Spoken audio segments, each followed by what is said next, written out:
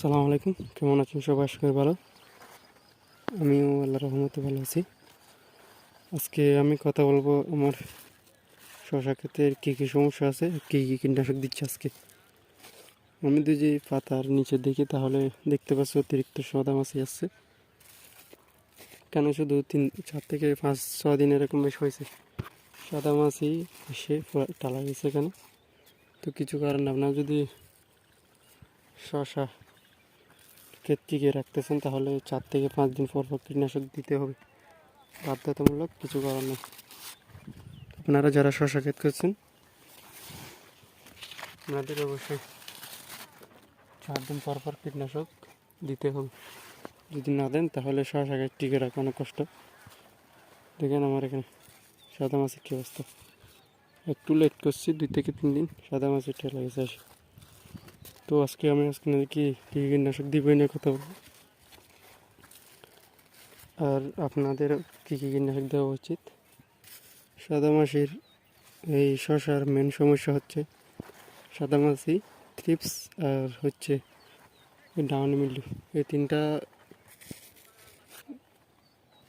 এই তিনটা জিনিস দমন করতে পারলে আপনার শশা ক্ষেতে লাভ করা সম্ভব। এই 3টা জিনিস জানতে হবে আপনার থেকে: সাদামাছি, থ্রিপস আর হচ্ছে ডাউন মিল্ডিউ। আমি এর আগে আপনাদের ভিডিওছি অনেকদিন আগে একবার মারছিলাম ডাউন মিল্ডির জন্য। দেখেন এখনো পর্যন্ত ডাউন মিল্ডিউ না বললে চলে।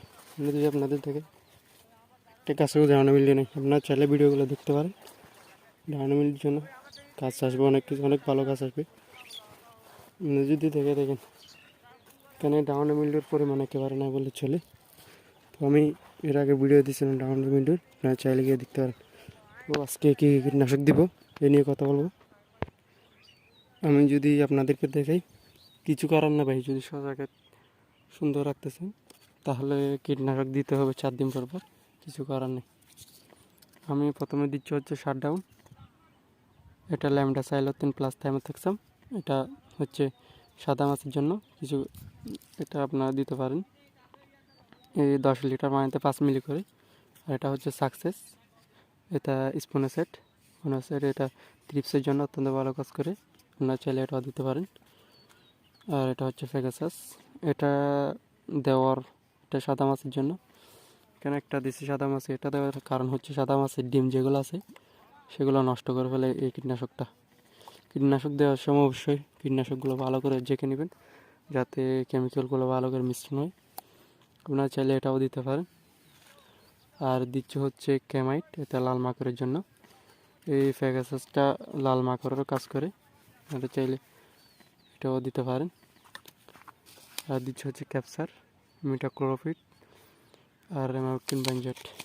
এই 4টা কীটনাশক সাথে দিয়ে দিবেন। ইনশাল্লাহ আপনাদের সাদামাছি, থ্রিপস আর মাকড় সব থাকবে না শশা খেতে। আপনারা বলেন ভাই টিপস আছে যে ভাই 3 দিন পর পর দিতে হবে, আর একটা কীটনাশক বারবার না দেওয়াই ভালো। আমি এর আগে কী দিয়েছিলাম, একটা ভিডিও আছে চ্যানেলে, এবার পরিবর্তন করে দিয়েছি, শুধু সাকসেসটা দিচ্ছি। কারণ আমাদের এদিকে, আমার এখানে সাকসেস মোটামুটি কাজ করতেছে, তাই সাকসেসটা দিলাম আর কি। অন্যগুলো পরিবর্তন করে দিচ্ছি যাতে এই ফুকার ডিস্টেন্স পাওয়ারটা বেড়ে না যায়। আপনারা চাইলে ঘুরিয়ে ফিরিয়ে দিতে পারেন। আজকের ভিডিও আশা করি বুঝতে পারছেন। আপনারা যারা শশা চাষ করছেন অবশ্যই 3 বা 4 দিন পর পর কীটনাশক দিতে হবে, কিছু করার নেই।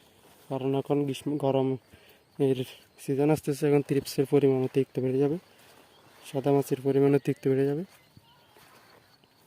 আপনারা 4 দিন অথবা 5 দিন পর পর দিতে হবে কীটনাশক, নাহলে শশাকে টিকিয়ে রাখতে অনেক কষ্ট হবে। আমার এখানে মোটামুটি জালে আসা শুরু করছে, আমি যদি আপনাদের দেখাই, এখানে 1-2টা করে আছে। এটা হচ্ছে আজকের ভিডিও। আপনারা আমার জন্য দোয়া করবেন যেন আমি কাঠটা সুন্দরভাবে করতে পারি। আমি আপনাদের জন্য দোয়া করি। আর শশা বা রিলেটিভ যে কোনো কৃষি রিলেটিভ যে কোনো ভিডিওর জন্য কমেন্ট করতে পারেন, যে কোনো পরামর্শের জন্য। আসসালামু আলাইকুম রহমতুল্লাহ।